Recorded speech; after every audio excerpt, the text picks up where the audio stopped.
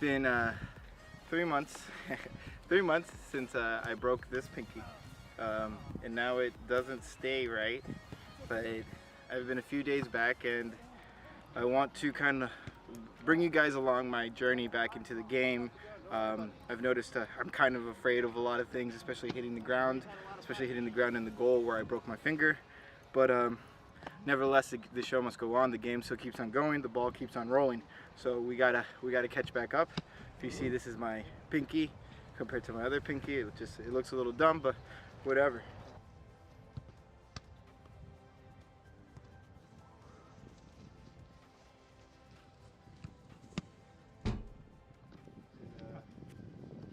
It hangs out a little bit. Kind of see it hangs out, but I don't think it'll be a...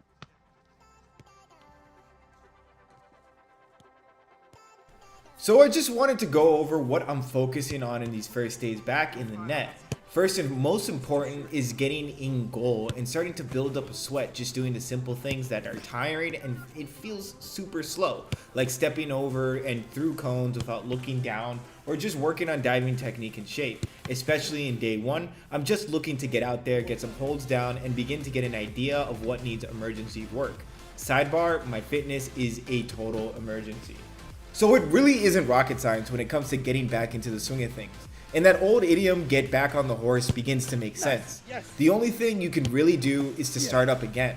So on day one, I just went with my normal go-to diving drills that in all honesty would probably be a warm-up to one of my even bigger sessions. But this was cut short again by my fitness, which is to be expected. Goalkeepers are forever working and maintaining their ability to do big energy intensive movement consistently, and not being able to train makes that ability go away faster than a fart on a hot day.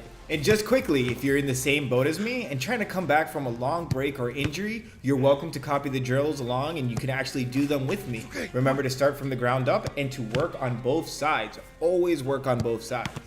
At the end of the session on the first day, I could definitely feel like I was turning awkwardly away from the ground in some of my dives, which I did expect as a response to the way I broke my finger. So going into my second session, I really wanted to isolate the scenario, play it out, and push through the fear and inevitable mistakes that will come with a fear and lapse in technique like this. The drill I chose was focused just on getting the proper upper body extension onto my lats and push out from my legs with my chest leaning into the shot. But fitness and technique had a big effect here, and I felt like it was one of the first sessions that really made me feel the technique has gotten seriously rusted and needed a lot of extra work. So in a perfect world, I would be pushing my first balls out with a strong, powerful dive that starts with a good, well-balanced lunge. You can see I rush through the steps here and kill any forward power by going straight down into the dirt, which means I'm going to need work on the legs and calves again to get them back to proper working order. My hips are still turning up because my body's making sure I don't pin my hand underneath it again, and it's forcing my dive to shorten significantly, and even on some low balls, allowing the ball to bounce over me. This is also making my dive stay in a straight line or have no attacking power.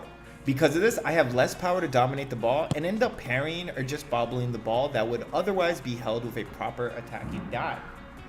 Now watch closely as the exact issue I was expecting ends up playing out, and it will happen a few more times in the upcoming weeks, I'm sure of it.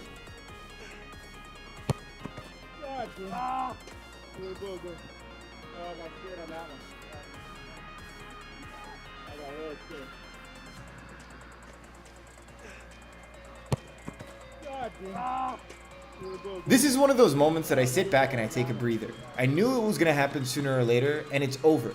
My hand is fine, and the truth is, with good technique, I don't have to worry about hurting myself again.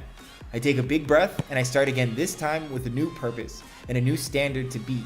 It's the best way I can get over my slumps, along with the use of video analysis to really break down my own goalkeeping technique.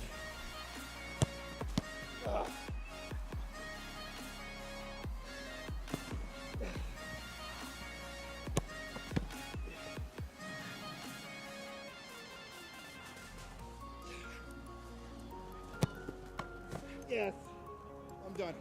So this is day 2 back in goal. The muscles of my ligament in my hand, they're not back all the way. So you can see, if we get a little closer, my hand's like shaking. My pinky's like super wide. It's okay, it's okay. This is what it is normal. It's not 100%, but I can close it with power. I have to use power to close it up. It feels weird. Yeah. I dragged it up against the ground the last few shots, but you know it's not killing me in pain. That's okay. That's okay. It just feels weak. So for the first 2 days back, it's not bad. It's definitely not bad. It could always be better. I'm slow on diving. I'm slow on reacting. That's why we did some work here with Ray. But hopefully it's just the beginning, right? And we're gonna be back at 100%.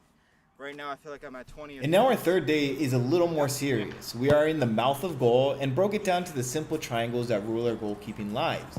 The main idea behind this drill is attacking the forward most aggressive angle that we can possibly take. And it being day 3 means less niceties and more intensity. Now we have 2 kickers and a lot more critique when it comes to errors. The moment I notice something I know feels wrong or is wrong, I react and try to either reset the drill or chastise myself. If you don't have a keeper coach, this is important, especially if you want to watch over the areas that you know you felt weak in when you're watching film. And this is where I'll leave it for the first few sessions back. Now it's time to get a little more serious, add some better keepers to learn from, and get in some tougher drills with much less time in between shots and more time between mistakes. Remember, Rome wasn't built in a day, and it will take several weeks, possibly a month or 2 to get back into top shape, and even with luck, better than what you were before. Right now I know it doesn't feel right. I feel like instead of making it one motion, I'm kind of like a transformer. I'm kind of like, you know what I'm saying? And that's exactly. And it's making me like I've dove now like 3 times with my knee already on the ground, and that's terrible. That's not like. Ready? Start? Yeah. A little more pace.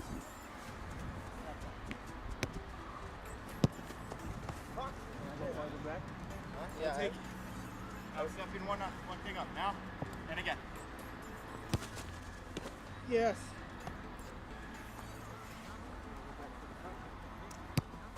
Perfect, Miguel. Yeah. Give me it to me again. I'm pushing off my knee again. See it right there. Yeah, you land hard. Yeah. Here you slide. Yeah. Yeah.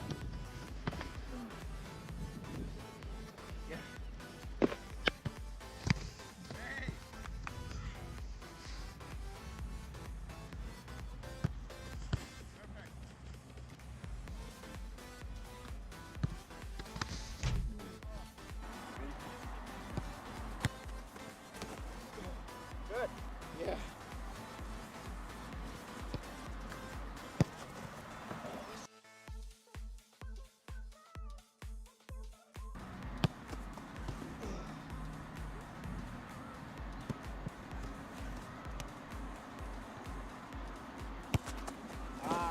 Yes.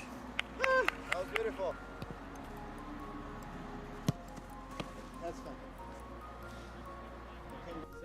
So there's the first taste of my few days back in goal from my long injury break. If you stuck in for the full 10 minutes, thank you so much for watching. And if you liked it, please let me know in the comments so I can continue on with these videos and show the long trek that is getting into shape and, more importantly, in keeper fitness.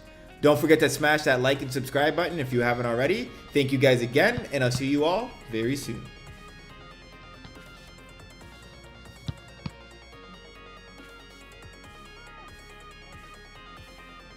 Yeah. Give me again. I'm pushing off my knee again. See it right there. Yeah. I'm straight. Wow. Ah.